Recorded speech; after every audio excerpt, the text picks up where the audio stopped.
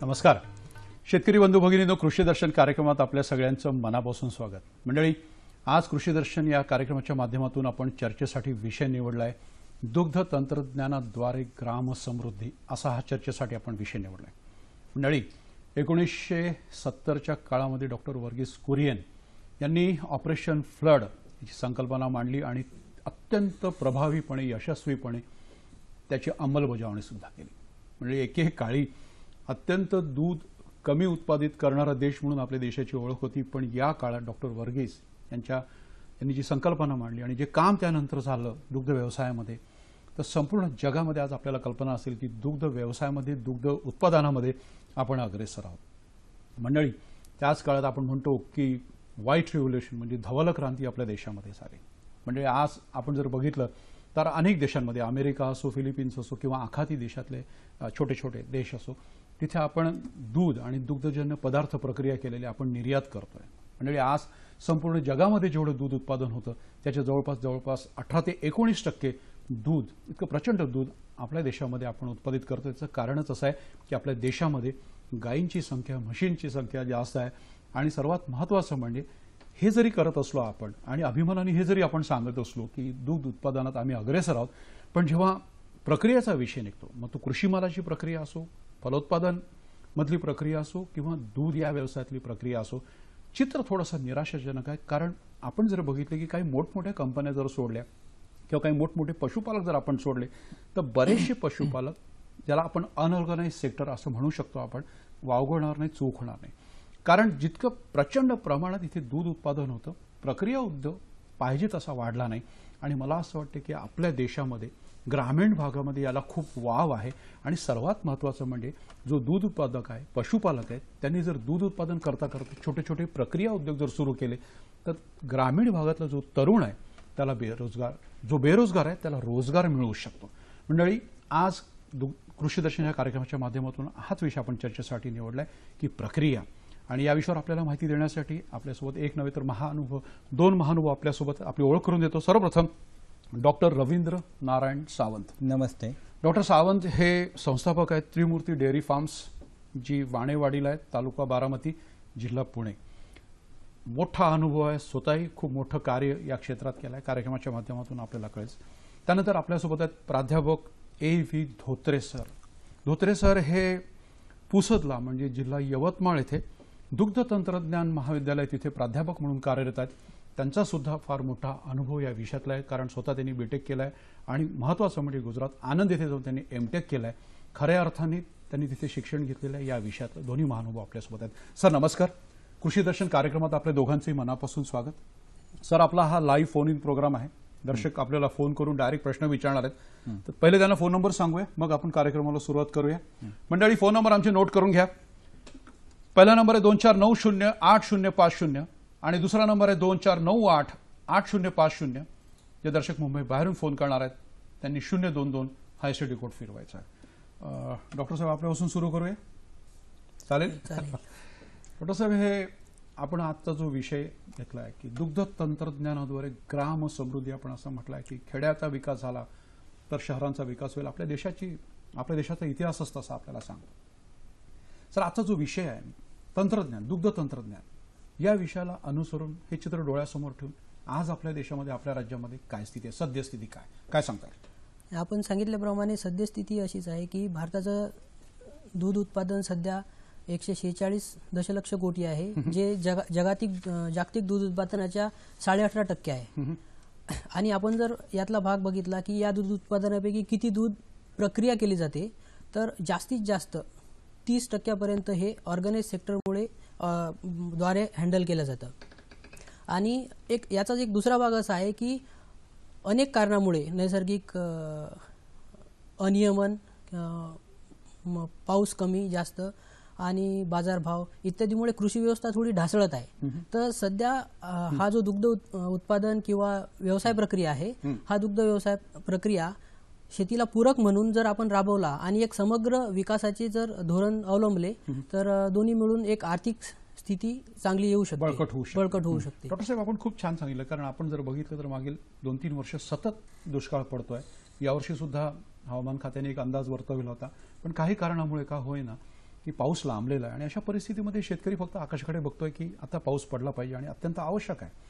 अशा दुष्काळ सदृश परिस्थितीमध्ये शेतकऱ्यांनी फक्त शेतीवर, कारण आपल्या देशामध्ये कोरडवाहू शेती आहे, फक्त शेतीवर अवलंबून न राहता त्यांनी जर छोट्या प्रमाणामध्ये का होईना त्यांनी जर दुग्ध व्यवसाय सुरू केला, 2-4 गायी ठेवल्या, देशी गायी आपल्या जर ठेवल्या, तर मला असं वाटतं की त्यातून शेतकरी थोडंसं शाश्वत कृषी उत्पादन दुग्ध उत्पन्नाच्या माध्यमातून घेऊ शकेल आणि त्याची गाडी चालवू शकेल. कारण आज परिस्थिती शेतकऱ्यांची अत्यंत वाईट आहे. आज जर बघितलं आपण तर मला असं वाटतं की पूरक व्यवसाय म्हणून दुग्ध व्यवसायाकडे बघायला काही हरकत नाही. डॉक्टर साहेब, एक प्रश्न असा आहे की मगाशी आपण चर्चा केली कार्यक्रमापूर्वी आणि आपण खूप मोठ्या प्रमाणावर हा छोटासा पूरक व्यवसाय मुख्य व्यवसाय म्हणून आपण करताय. कशी सुरुवात झाली?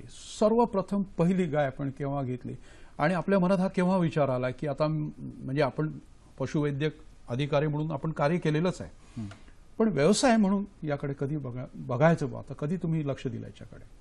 नाही, मी तसं तर एक 12वी पर्यंत शिक्षण पूर्ण झाल्यानंतर मी एक शेती करण्याचा निर्णय घेतला आणि ज्या वेळेस मी शेती करायला लागलो त्यावेळेस पूरक व्यवसाय म्हणून मी 1-2 गाया खरेदी केल्या आणि क्रॉसब्रीडच्या गाया खरेदी केल्या त्यावेळेस. आणि गायांचं संगोपन करत असताना त्याच्यात जी अडचणी निर्माण व्हायला लागल्या किंवा त्याचं दुग्ध उत्पादन कमी आहे, आजारी पडण्याचं प्रमाण जास्त राहत होतं, तर मला त्यावेळेस असं वाटायला लागलं की आपण हा व्यवसाय परवडतोय आपल्याला किंवा चांगला आहे, परंतु जर आपण तो शास्त्रीय पद्धतीने जर व्यवसाय आपण केला तर एक चांगल्या पद्धतीने व्यवसाय आपण करू शकेल. आणि त्या दृष्टिकोनातून बाबा ह्या व्यवसायाची नॉलेज आपल्याला कुठे मिळेल ह्याचा मी थोडासा शोध घेतला. तर मला काय असं हे आलं की बाबा ह्याच्यासाठी तुम्हाला व्हेटरनरी मधला LSSचा कोर्स किंवा डेअरी डिप्लोमा असं तुम्हाला काहीतरी करावं लागेल. आणि त्या दृष्टिकोनातून मी माझा एक व्हेटरनरीचा डिप्लोमा पूर्ण केला आणि त्याच्यानंतर मी असंच प्रॅक्टिस करण्यात थोडं वाहत गेलो. परंतु माझी एक महत्वाकांक्षा होती की आपला एक स्वतःचा डेअरी फार्म एक चांगल्या पद्धतीने आपण करायचाच म्हणून. आणि मी एक 14 वर्ष व्हेटरनरी प्रॅक्टिस केल्यानंतर मी 2005 साली माझ्या त्रिमूर्ती डेअरी फार्मची मुहूर्तमेढ रोवली. ती बँक ऑफ बडोदाच्या अर्थसहाय्यावर साधारणतः मी 30 गायांच्या पासून सुरुवात केली आणि 30 गायांच्या आज मी त्याला जवळपास 600-400 मोठ्या गाया आहेत आणि जवळपास 250 ते 250 कालवडी आहेत माझ्याकडे. बरोबर. म्हणजे सुरुवात 1-2 गायींपासून झाली, नंतर बँकेने अर्थसहाय्य केलं, मग 30 गायी आणि नंतर 100 आणि नंतर 600.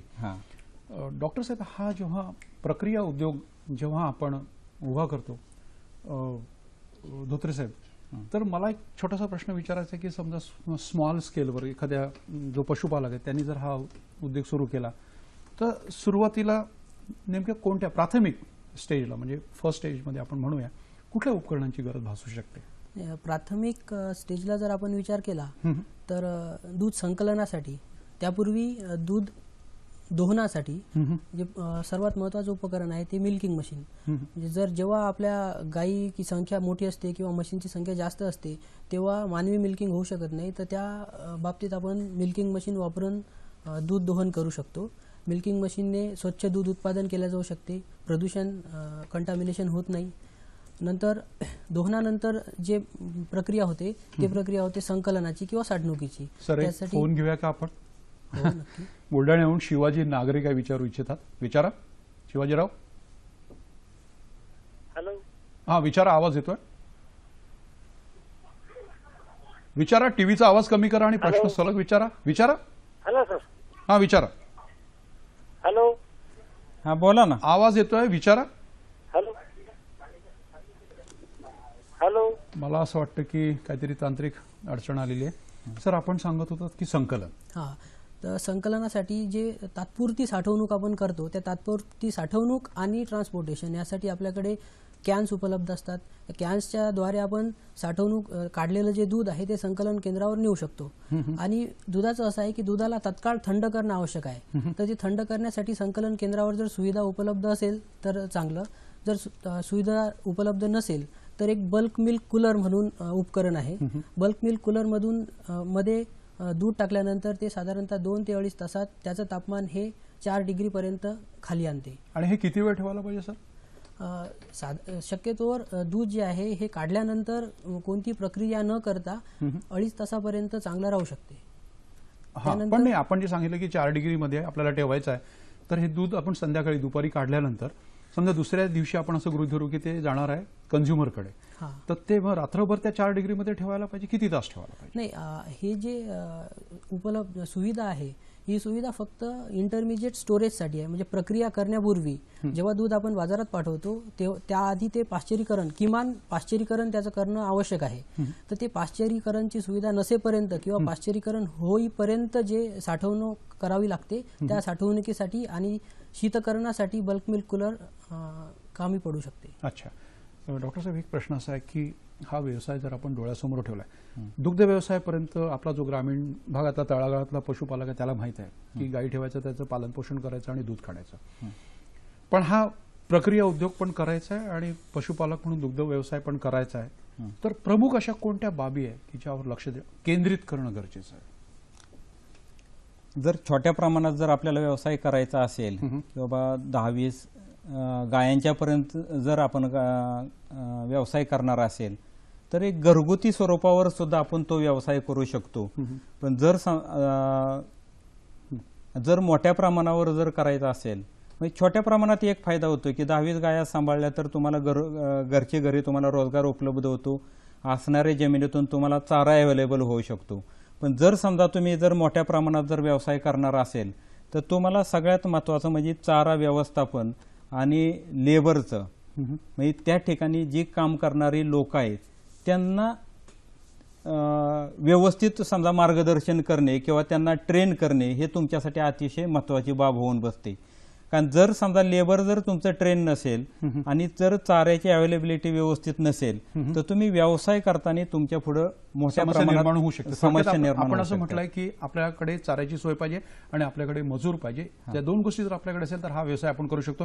एक फोन येतोय नगरमधून, अहमदनगरमधून. भाऊसाहेब शेंडगे काय विचारू इच्छितात? विचारा भाऊसाहेब. भाऊसाहेब, टीव्हीचा आवाज कमी करा आणि सलग प्रश्न विचारा. बोला. विचारा. हॅलो. विचारा भाऊसाहेब. एक मिनिट. हॅलो. विचारा प्रश्न, विचारा. आवाज येतोय? हॅलो.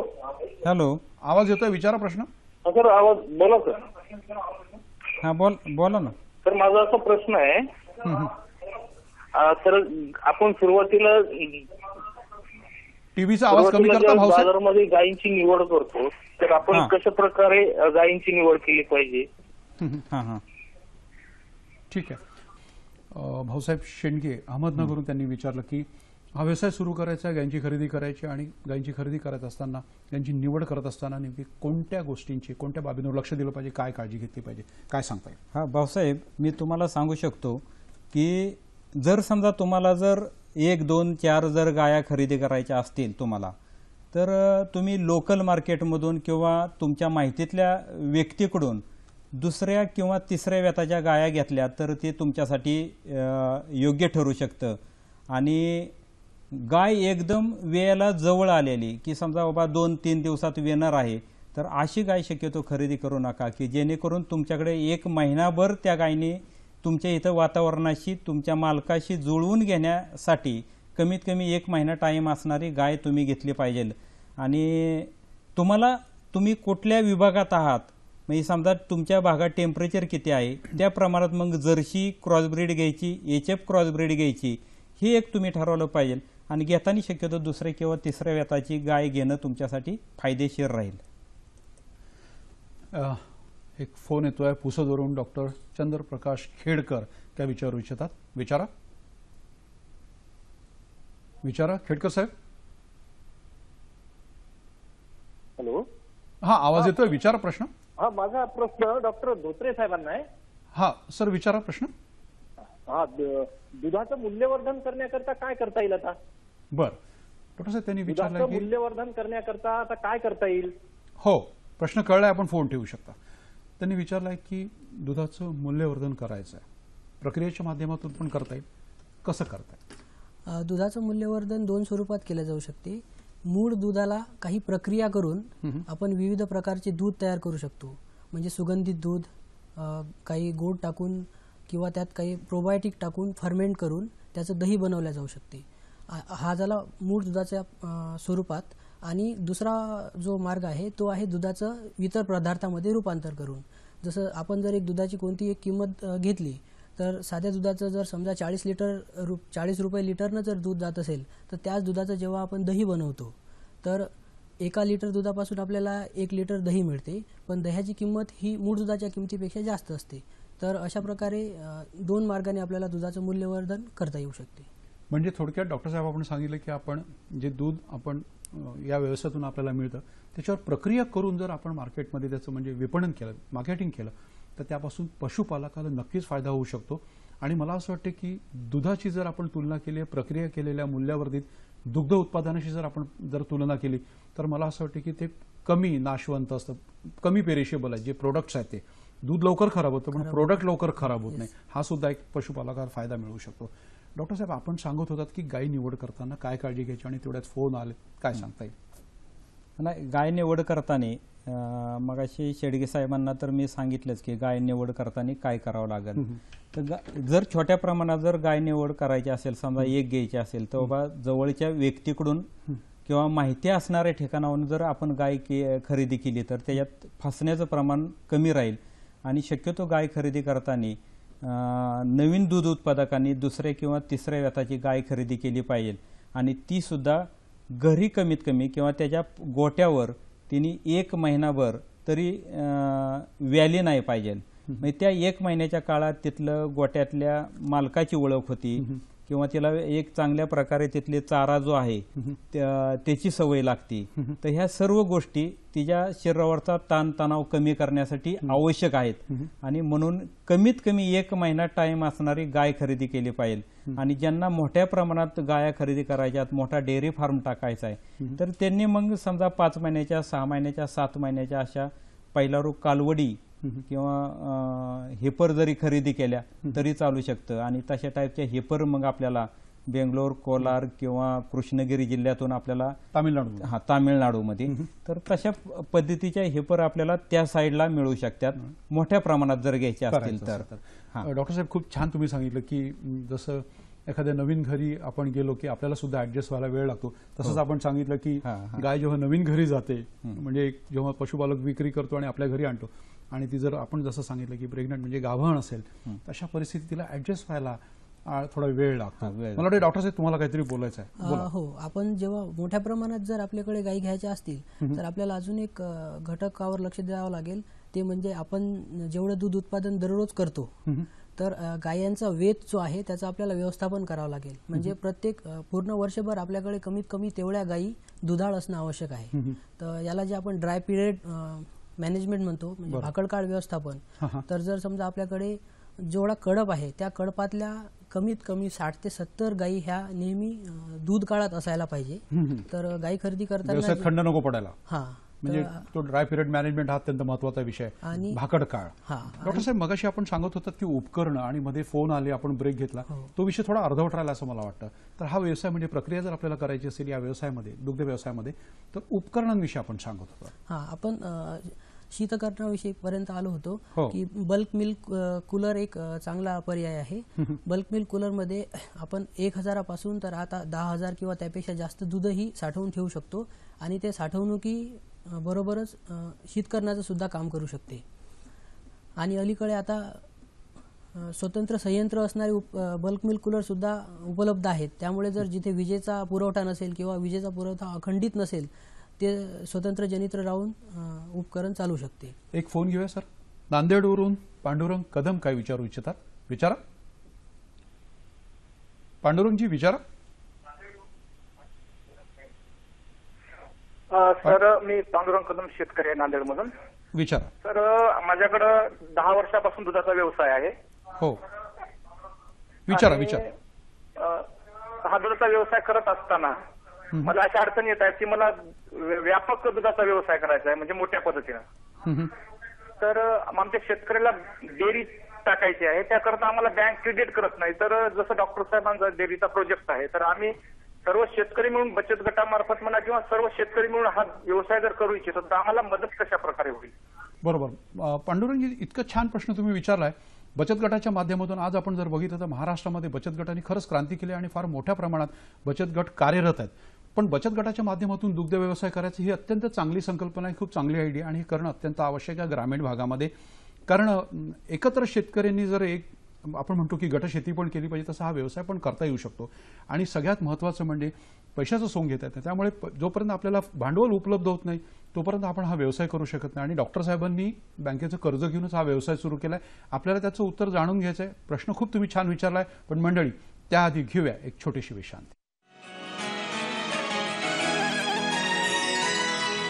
डॉक्टर साहेब. पटेल, कसा आहे माझा मुलगा? सगळं ठीक आहे ना? Very critical. संपूर्ण शरीरात पॉइझन पसरलं. मी अभ्यास तर पूर्ण मेहनतीने केलाय, परंतु का कोण जाणे मनात उगाचच एक भीती वाटू लागलीये. या मुलीने क्रिशला आपल्या प्रेमात वेड करून टाकलं. नमस्कार. That's good. कारण आता लग्नानंतर तुला रोज सकाळी नमस्कार बोलून मम्मा आणि पप्पांना ग्रीट करायचंय. आज तुझ्याकडून माझ्या मुलाची भीक मागायला आलो. सोडून दे त्याला.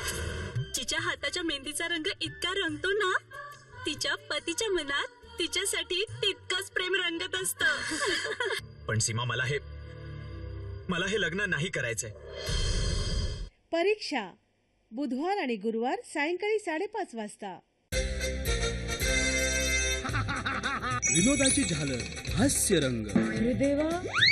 डार्लिंग, जरासा रोमांस करूया ना. विनोदाचा रंग, हास्य रंग. म्हणजे तुम्ही तुमचे कपडे फाडले की फॅशन, आणि आम्ही मुलांनी फाडले की पोलीस स्टेशन. कामं लोकांनी कराल आणि तो सगळा पैसा मला मिळाला.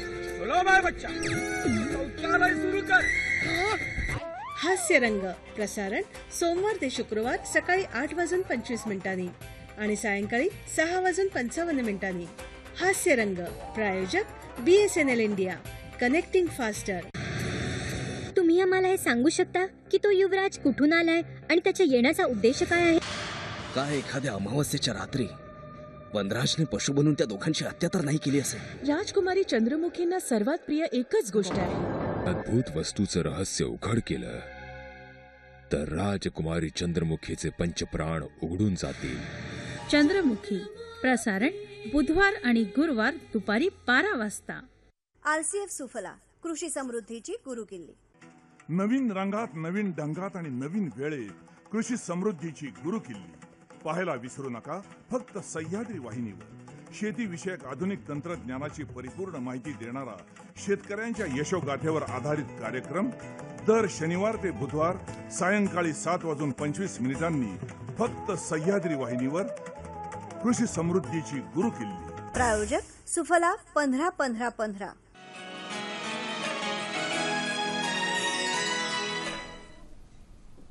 मंडळी, ब्रेकनंतर पुन्हा एकदा आपल्या सगळ्यांचं कृषी दर्शन कार्यक्रमामध्ये मनापासून स्वागत.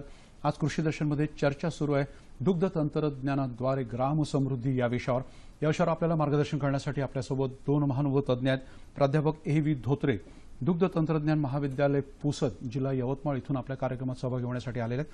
त्यानंतर आपल्यासोबत आहे डॉक्टर रवींद्र सावंत, हे संस्थापक आहेत त्रिमूर्ती डेअरी फार्म्स, तालुका बारामती, जिल्हा पुणे. वाणेवाडीला हा प्रकल्प आहे, बघण्यासारखा प्रकल्प आहे. दोन्ही महानुभाव आज आपल्यासोबत आहेत. एक ब्रेक आपण घेतला, त्यापूर्वी नांदेडहून फोन आला होता. पांडुरंग कदम यांनी एक प्रश्न विचारला होता की बचत गट आहेत, करण्याची इच्छा आहे, आणि दुग्ध व्यवसाय आणि प्रक्रिया उद्योग पण करण्याची इच्छा आहे, पण अर्थसहाय्य मिळत नाही, बँक त्यांना कोऑपरेट करत नाही. आपणही बँकेतून कर्ज घेतलं होतं आणि हा प्रकल्प सुरू केला होता. बँक ऑफ बरोडाने आपल्याला मदत केली, असं आपण मगाशी सांगितलं. दोघाही तज्ज्ञांना माझा हा प्रश्न आहे, कारण हा अत्यंत महत्त्वाचा प्रश्न आहे. कारण भांडवलाशिवाय कुठलाही व्यवसाय होऊ शकत नाही आणि त्यांची मनापासून इच्छा आहे. आणि असं म्हणतात की इच्छा असली की मार्ग निघतो. दोन्ही प्रश्न तज्ज्ञांना मला विचारायचं. डॉक्टर साहेब, आपल्यापासून सुरू करूया, काय सांगता येईल? नाही, मी त्या तरुणांना एक सल्ला देऊ शकतो की त्यांनी जर गावातले एक 10-12 तरुण जर तुम्ही एकत्रित आला आणि एक चांगला प्रपोजल बँकेपुढे सादर केलं की प्रोजेक्ट रिपोर्ट किंवा प्रत्येक जण आम्ही हे 10-15 जण युवक आहे, आम्ही सर्वजण एकत्रित आलोय आणि प्रत्येकाला आम्हाला 10-10 गायांच्या युनिटसाठी आम्हाला तुमच्याकडून कर्ज पाहिजे आणि त्या संदर्भातला जर प्रोजेक्ट रिपोर्ट तुम्ही व्यवस्थित बँकेला पटवून दिला तर बँक नक्कीच तुम्हाला कुठली पण बँक तयार होईल, पण त्याच्यासाठी तुम्हाला बँकेला व्यवस्थित पटवून देता आलं पाहिजे आणि सगळ्यात महत्वाचं त्यांना परतफेडीची हमी दिली पाहिजे. तर तुम्हाला कुठलीच बँक पैसे देण्यासाठी मला नाही वाटत कोण नाकारेल म्हणून. बरोबर. आपल्याला काय वाटतं की साधारण काय अडचण आली असेल यांना? प्रपोजल किंवा प्रोजेक्ट रिपोर्ट व्यवस्थित नसेल असं वाटतं आपल्याला? नाही, पटवून कन्व्हिन्स करणं. नाही, प्रोजेक्ट रिपोर्ट त्यांनी केलेला असेल, व्यवस्थित असेल, पण जर समजा एखाद्या गावातील एखादा दुसरा तरुण जर बँकेत गेला आणि त्यांनी जर गायांच्यासाठी किंवा गायांच्या गोट्यासाठी जर कर्ज मागितलं तर बँक शक्यतो लगेच तयार होत नाही किंवा नाकारतात, कारण बँकेंना सुद्धा गाय गोट्यांना जर कर्ज दिलं तर त्याचा वाईट अनुभव काय काय बँकांना आलेला पण हे ग्रुपनी गेले आणि यांनी जर कन्व्हिन्स केलं तर यांना लोन मिळू शकतं असं आपल्याला ग्रुपनी जर गेलं आणि प्रोजेक्ट रिपोर्ट जर यांच्याकडे तर बँक पण विचार करते एका गावातले जर 10-15 तरुण जर स्वतःच्या पायावर जर उभं राहत असेल तर बँक कधी पण पैसे द्यायला तुम्हाला तयार राहते. सर, दोघांना एक एक प्रश्न विचारतोय पण फोन आलाय. प्रतीक करवा वाशीमवरून काय विचारू इच्छितात? विचारा प्रतीकजी, विचारा. प्रतीकजी विचारा. हॅलो. हा विचारा, आवाज येतोय, विचारा. सर, माझा प्रश्न असा आहे की आम्हाला जेव्हा गाई घ्यायच्या तर आमच्या इकडे बाजारपेठ जवळपास उपलब्ध नाही गाईची. बरोबर. तर तुमच्याकडून कुठून एखादा नंबर द्या असा की आम्हाला जेणेकरून गाई घेण्यात मदत होईल. हो, हाच प्रश्न आहे का प्रतीकराव तुमचा? प्रश्न संपलाय का? म्हणजे जेणेकरून आमची फसवणूक होणार नाही. बरोबर, प्रश्न कळलाय, तुम्ही फोन ठेवू शकता. सर, त्यांनी विचारलाय की बाजारपेठ जवळपास वाशिम मधून त्यांनी फोन केला. वाशिम जिल्हा जवळपास बाजारपेठ नाही आणि त्यामुळे त्यांना भीती वाटते की फसवणूक होऊ शकते.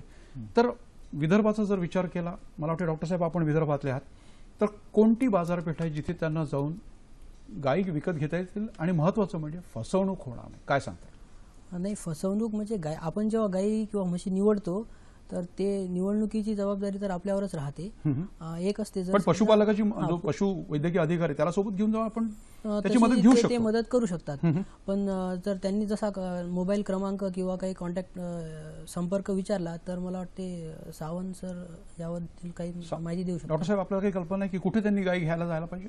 नाही, आता विदर्भात तर असं काय मोठं मार्केट नाही की गाया खरेदी करण्याजोगं, परंतु त्यांना लोणी प्रवरा नगर जिल्ह्यातलं एक मोठं मार्केट आहे, बारामती सुद्धा आहे आणि त्याचबरोबर माझ्या माहितीप्रमाणे अकलूज आणि सांगोला. आणि सर, माझ्या माहितीप्रमाणे धुळ्याला तुम्ही जर गेलात कृषी उत्पन्न बाजार समितीच्या तिथे, तर धुळ्याला कृषी उत्पन्न बाजार समितीच्या बाजूला तुम्ही आठवड्यातून एकदा जरी गेलात तर आपल्याला तिथे गीर गाई जर आपल्याला गोठा करायचा असेल आणि गीर गाई जर या व्यवसायासाठी आपल्याला वापरायची असतील तर आपल्याला त्याची मदत होऊ शकते. त्यामुळे मला असं वाटतं की विदर्भातून धुळे जो जिल्हा आहे तिथे जवळ आहे, जाऊ शकता आपण. आणि माझ्या संपर्कातले काही पशुपालक आहेत, त्यांनी तिथे जाऊन लिलावातून गीर गायींची विक्री म्हणजे खरेदी केली आहे. तिथे खरेदी विक्री मोठ्या प्रमाणावर होते आणि चांगला व्यवसाय ते करतात आहे. तर मला असं वाटतं की आपण तिथे जर गेलात तर आपल्याला त्याची मदत होऊ शकेल. डॉक्टर साहेब, मला एक प्रश्न आपल्याला विचारायचा आहे की बऱ्याच वेळा दूध संकलन केलं जातं आणि अनेक ठिकाणावरून हे दूध येतं. आता प्रश्न निर्माण होतो की गुणवत्तेचा, दर्जाचा, कारण कोण कशा प्रकारे दूध आपल्याकडे पाठवेल हे आपण ज्या ठिकाणी संकलन केंद्र असतं तिथे जर आपल्याला कळत नाहीये. तर अशा परिस्थितीत नेमकी काय काळजी घ्यायला पाहिजे? कारण बऱ्याच वेळा असं बघितलं की एखादा पशुपालक दुधामध्ये पाणी टाकून पण पाठवू शकतो. तर काय, दर्जा तर महत्वाचा आहे, गुणवत्ता महत्वाची आहे. दर्जा सर्वात महत्वाची गोष्ट आहे. तर दर्जा, एखाद्या दुधाच्या सॅम्पलचा दर्जा ठरवण्यासाठी किंवा प्रक्रियेकरता ते योग्य आहे की नाही हे ठरवण्यासाठी आपल्याकडे अनेक प्रक्रिया हे आहे, टेस्ट आहेत. तर दर्जा ठरवण्यासाठी सुरुवातीला ज्या प्राथमिक चाचण्या केल्या जातात ते म्हणजे ऑर्गॅनॉप्टिक टेस्ट केल्या जाते, म्हणजे संवेदनाद्वारे वास, गंध, रंग, चव घेऊन. त्यानंतर पाणी किंवा इतर पदार्थ मिसळण्यासाठी प्रत्येकासाठी वेगवेगळी चाचणी आहे. जसं साखरसाठी रिसॉर्शिनॉल टेस्ट आहे. जर समजा पाणी मिश्रण केलं असेल तर त्यासाठी आपण त्यांचा फ्रीजिंग पॉईंट पाहतो किंवा लॅक्टोमीटर रिडिंग पाहतो. आणि या व्यतिरिक्त अनेक जर समजा स्टार्च असेल तर त्यासाठी आयोडीन टेस्ट आहे. ह्या अशा टेस्ट आहेत ज्या त्वरित होऊ शकतात. पण काही काही वेळा अशा प्रकारची भेसळ असते जी त्वरित आपल्याला डिटेक्ट करता येऊ शकत नाही. पण तशा प्रकारचं दूध सामान्यतः आपल्याकडे म्हणजे ग्रामीण भागात तरी ह्या भेसळचा प्रकार जास्त प्रमाणात होत नाही. बरोबर, की जे ओळखल्या जाऊ शकणार नाही. शहरामध्ये होतो. परभणीहून प्रताप देसाई काय विचारू इच्छितात? विचारा प्रतापराव. हा, हॅलो सर.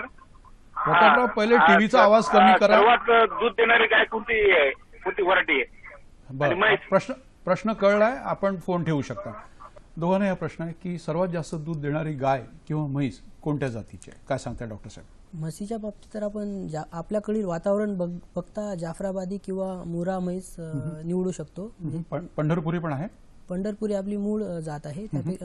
तिला आपल्याकडचं वातावरण मानवते. पण जास्त दूध उत्पादनाचं जर आपलं लक्ष असेल तर मुरा आणि जाफराबादी. आणि गायींमध्ये संकरण म्हणजे होस्टेन फ्रिजन सर्वात जास्त दूध देते. पण तिला आपल्याकडचं हवामान मानवेल की नाही, आपण कितपत त्यांची काळजी घेऊ शकतो तापमान नियंत्रणासाठी. परदेशी असल्यामुळे काळजी जास्त घ्यावी लागते. पण गीर गायींचं संगोपन करून ते दूध उत्पादन वाढवू शकतात. म्हणजे चाऱ्याचं व्यवस्थापन केलं, खुराक जर व्यवस्थित दिला, पोषक आहार जर दिला तर दूध उत्पादन वाढू शकतं. डॉक्टर साहेब, मला एक प्रश्न विचारायचा की गोठा जेव्हा करायची वेळ येते तेव्हा जो पशुपालक असतो आणि दुग्ध व्यवसाय ज्याला करायचा आहे तर तो संभ्रमात असतो. त्याला नेमकं कळत नाही की पूर्ण बंदिस्त करायचा की मुक्त संचार गोठा करायचा की अर्ध बंदिस्त करायचा आहे. कोणत्या प्रकारचा गोठा योग्य ठरेल जर एका पशुपालकाने हा व्यवसाय करायचा ठरवलं तर? काय सांगताय? नाही, मी तर आता मोठ्या प्रमाणात लोकांना गोठ्याची उभारणी करून देतोय. की जवळपास मी बारामती तालुका, पुरंदर, खंडाळा म्हणजे माझ्या परिसरात पुणे जिल्ह्यात जवळपास आता 9 ते 10 फार्मचं दूध ऍक्च्युअल चालू झालंय. 56 फार्मची उभारणी चालू आहे. आणि 82 प्रपोजल माझ्याकडे आता आलेले आहेत. ती मी बँकेत सुद्धा दिलेली आहेत. आणि टोटली सगळ्यांना, माझा स्वतःचा तर फार्म लूज हाऊसिंगच आहे. आणि लोकांना, इतरांना सुद्धा म्हणजे नवीन पशुपालक या व्यवसायात येऊ इच्छितात तर त्यांना माझा सक्त विरोध आहे की त्यांनी बंदिस्त गोठा किंवा खाली कॉन्क्रीटची जमीन असणारा अजिबात करायचा नाही. तर त्यांनी लूज हाऊसिंगचाच गोठा करायचा. तर मी त्यांना सांगेल की जर समजा खाली कॉन्क्रीट असणारा आणि बंदिस्त जर गोठा असेल तर तुम्ही ह्या व्यवसायात कधीच यशस्वी होणार नाही. तुम्हाला लूज हाऊसिंगचाच गोठा करावा लागेल. लूज हाऊसिंगच्या गोठ्याचे फायदे एक आहेत की तुम्हाला गाया धुवावं लागत नाही. कारण मी माझ्या फार्म मध्ये वर्षातून फक्त एकदाच गाया धुतो. तुम्हाला गायांना पाणी पाजायची गरज नाही. त्यांची पाण्याची 24 तास व्यवस्था केलेली असती. सोडबांध करायची गरज पडत नाही. शिवाय शेण सगळ्यात महत्वाचं, गाया धुवावं लागत नाही त्या. कारण गाया धुण्यातच आपला तरुण खरं ह्या व्यवसायातून मागे सरलेला आहे की रोज गाया धुवायच्या, रोज शेण काढायचं, म्हणजे ह्याला कंटाळून जातोय. तर लूज हाऊसिंग मध्ये तुम्हाला शेण काढायचं नाही, गाया धुवायच्या नाहीत किंवा पाणी पाजायचं नाही, सोडबांध करायचे नाही, झाडून लोटून काढायचं नाही. हा मोठा व्याप कमी झाल्यामुळं आपल्यातला तरुण शेतकरी एक स्वाभिमानाने हा व्यवसाय करू शकतो. थोडक्यात आपण असं सांगितलंय की मुक्त संचार गोठा पद्धती चांगली आहे आणि खाली कॉन्क्रीट नको, साधा मुरुम जरी टाकला आपण तर मला असं वाटतं की गायींना एक कुशन, त्यांना बसायला सुद्धा ते आरामदायी वाटेल. कॉन्क्रीटचा त्यांना त्रास होऊ शकतो. आणि आपण सांगितलंय की रोज आपण धुण्यामागे, जनावर धुण्यामागे खूप वेळ आणि पाणी पण आपण त्याचा अपव्यय करतो. तर मला वाटतं ते थोडंसं टाळलं पाहिजे. डॉक्टर साहेब, एक महत्वाचा प्रश्न आहे, कारण आज संपूर्ण जगामध्ये आपण जर बघितलं तर स्पर्धा, एक कॉम्पिटिटिव्ह वर्ल्ड आहे. अत्यंत झपाट्याने कुठल्याही क्षेत्रामध्ये आपण जर बघितलं तर कॉम्पिटिशन खूप झपाट्याने वाढत चालली आहे. या स्पर्धेच्या युगात आपला जो तळागाळातला पशुपालक आहे किंवा आज आपण जर बघितलं दुग्ध व्यवसाय आणि प्रक्रिया उद्योगामध्ये मोठ्या मोठ्या कंपन्या आज आपल्या देशामध्ये आल्यात, येतात आहे बाहेरून. अनेक NRI या विषयामध्ये मी बघितलं की ते इथे जमीन खरेदी करून या व्यवसायामध्ये पडू इच्छितात, भरपूर पैसा टाकू इच्छितात. अशा परिस्थितीमध्ये जो तळागाळातला पशुपालक आहे तो कसा तग धरून राहणार, कसा टिकणार, त्यांनी कसं टिकायचं, त्यांनी काय करायला पाहिजे? नाही, हा मूळ मुद्दा हाच आहे. जर आपण जर नवीन दुग्ध व्यवसाय सुरू केला आणि विशेष म्हणजे ग्रामस्तरावर सुरू केला तर माझ्या मते आपण सुरुवातीला जर स्वतःचं दूध उत्पादन असलं, म्हणजे डेअरी फार्म स्वतःचा असला आणि नंतर आपण प्रक्रियेकडे वळलं तर आपण प्रक्रिया करताना अशा पदार्थ उत्पादित करावे जे आपले जे पारंपरिक दुग्ध पदार्थ आहेत. आणि योगायोगाची गोष्ट अशी आहे की जे पारंपरिक दुग्ध पदार्थ आहेत त्याकडे अजून जे मोठे प्लेयर्स म्हणतो आपण, मोठ्या कंपन्या त्या वळल्या नाहीत. जसं आपण कोणतं एक एक्झाम्पल घेतलं, जसं दही किंवा खवा किंवा ताक, लस्सी, हे साधारणतः पूर्ण उत्पादित दुधापैकी 7% दुधाचं दह्यामध्ये रूपांतर होते. खवा पण करता येईल, खव्याचंही 7% दुधाचं खव्यामध्ये रूपांतर होते. पण जर आपण बघितलं की उत्पादित होणाऱ्या खव्यापैकी किती टक्के खवा किंवा किती टक्के दही हे मोठ्या कंपन्याद्वारे केल्या जाते, तर आपल्या असं लक्षात येईल की दह्याच्या बाबतीत तर 10% फक्त ब्रँडेड कंपन्या ज्या आहेत मोठ्या त्या कंपन्या करतात. इतर पदार्थ जे इतर प्रमाण आहे ते लहान जे आहेत हलवाई किंवा ग्रामस्तरावर उत्पादन करणारे स्थानिक तेच करत आहेत. म्हणजे ग्रामीण भागामध्ये हे उत्पादन करून आपण तग धरू शकतो आणि सर्वात महत्त्वाचं म्हणजे ग्रामीण भागाचा जो तरुण बेरोजगार आहे त्याला रोजगार पण मिळू शकतो. थोडक्यात आपल्याला असं म्हणायचं. एक फोन घेऊया.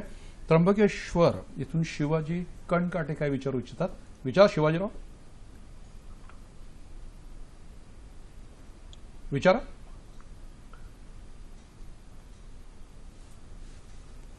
हॅलो, हा विचारा, आवाज येतोय, विचारा. हा विचारा. हॅलो, विचारा, आवाज येतोय, विचारा. हा सर, माझा असा प्रश्न होता की आमचा पुरुषांचे बचत गट आहे, तर आमच्या भागात दुधाचं पण प्रमाण जास्त आहे, तर त्यासाठी दूध संकलनासाठी काय मार्गदर्शन करू शकता? बरोबर. त्यांनी सांगितलं की त्र्यंबकेश्वर भागामध्ये त्यांचा पुरुषांचा बचत गट आहे, दुग्ध उत्पादन करणारे पशुपालक आहेत, उत्पादन पण चांगलं आहे, वातावरण खूप छान आहे, पण दूध संकलन केंद्राविषयी त्यांना माहिती पाहिजे. तर कसं, म्हणजे दूध संकलन केंद्रापाशी त्यांना जावं लागेल किंवा त्यांनी दूध संकलन केंद्र स्थापन करून त्या माध्यमातून त्याचं पुढे विपणन करायला पाहिजे, काय सांगता येईल? हे जर ऍक्च्युली त्यांनी ते प्रश्न स्पष्ट नाही केलं की संकलन त्यांना स्वतः करायचं आहे की संकलित करून दूध दुसऱ्यांना द्यायचं आहे. त्यांचं असं म्हणणं आहे की बचत गट आहे, पण कसं आहे, गमत अशी आहे की बचत गट आहे आणि दूध उत्पादन करतात आहे, पण त्याचं विपणन त्यांना जमत नाही, म्हणजे त्यांना संकलन केंद्रापाशी जायला पाहिजे. त्यांनी एक केलं पाहिजे की समजा त्यांचा जर बचत गट असेल तर त्या बचत गटात बाबा मेंबर किती आहेत, 10 आहेत, 12 आहेत, 15 आहेत, तर त्या सर्वांनी मिळून एकत्रित आल्या पाहिजे आणि त्यांनी प्रत्येकाने स्वतःचा एक दुग्ध व्यवसाय प्रत्येकाचा असणारच आहे, नसेल तर सगळ्यांनी दुग्ध व्यवसाय केला पाहिजे आणि एक डेअरीची स्थापना केली पाहिजे सहकारी तत्वावर आणि त्याच्यातून त्यांचं सर्वांचं दूध तर एकत्रित होईलच. दुसरी गोष्ट, त्याच्याबरोबर ते इतरांचं सुद्धा गावातलं दूध घेतील आणि एखाद्या मोठ्या प्लांटला की जे त्यांना योग्य दर देणार आहेत तर त्यांना ते दूध त्यांनी वितरित केलं पाहिजे किंवा त्यांना दिलं पाहिजे. त्याच्यातून जो नफा मिळेल तो बचत गटाला समविभागात त्यांना वाटून घेता येईल. आपल्याला काही सांगायचं?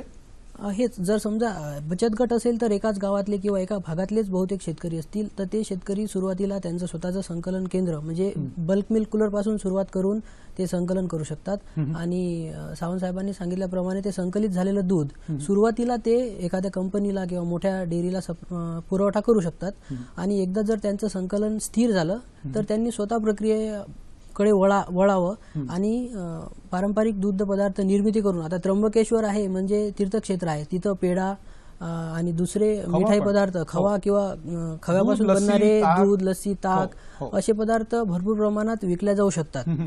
तर त्यांनी जर गुणवत्ता कायम ठेवली तर खूप वाव आहे. गुणवत्ता कायम ठेवायला पाहिजे आणि मुख्य म्हणजे जेव्हा दूध उत्पादन त्यांचं वाढेल तेव्हा प्रक्रियेचा विचार करणं गरजेचं आहे. डॉक्टर साहेब, मला एक प्रश्न आपल्याला विचारायचा आहे, कारण जेव्हा कारण हा फूड अँड ड्रग्सशी संबंधित व्यवसाय, मानवाच्या आरोग्याशी संबंधित हा व्यवसाय, तर दुग्ध व्यवसाय आणि त्यानंतर उभारलेला प्रक्रिया व्यवसाय, कायदा जर डोळ्यासमोर ठेवला, कायदेविषयी काही बाबी ज्यांचा विचार पशुपालकांनी गांभीर्याने करायला पाहिजे या व्यवसायात पडण्यापूर्वी? हो, नक्कीच. 2011 पासून FSSAI आपल्याकडे लागू झालेला आहे, अंमलात आणलेला आहे आणि त्या कायद्याअंतर्गत आपल्याला कोणताही प्रक्रिया करायचा असेल, प्रक्रिया व्यवसाय किंवा दूध उत्पादन व्यवसाय करायचा असेल तर त्यासाठी आपल्याला नोंदणीकरण आणि त्याचा परवाना घेणं आवश्यक आहे. फक्त सहकारी संस्थांना जे शेतकरी दूध पुरवतात ते शेतकरी वगळून इतर सर्वांना, मग ते दूध उत्पादक आणि विक्रेते असो किंवा फक्त विक्रेते असो, फिरते विक्रेते असो की स्थायी विक्रेते असो की प्रक्रिया करून विक्रेते असो, या सर्वांना FSSAI अंतर्गत नोंदणीकरण करून परवाना घेणं आवश्यक आहे. कोणाकडे जायला पाहिजे त्यांनी? हा परवाना पूर्ण महाराष्ट्रभर सारखाच दिला जातो, त्याची प्रक्रिया सारखीच आहे, पण त्यासाठी जे फॉर्म ऑनलाईन दिला जातं, ऑनलाईन पण आपण अर्ज भरू शकतो आणि ते अर्ज आपल्याला ए आणि बी ऑनलाईन जर भरायचे नसतील तर आपल्या जिल्हास्तरीय जे फूड अँड ड्रग म्हणजे अन्न व औषध कार्यालय आहे त्या कार्यालयातून हे फॉर्म मिळू शकतात.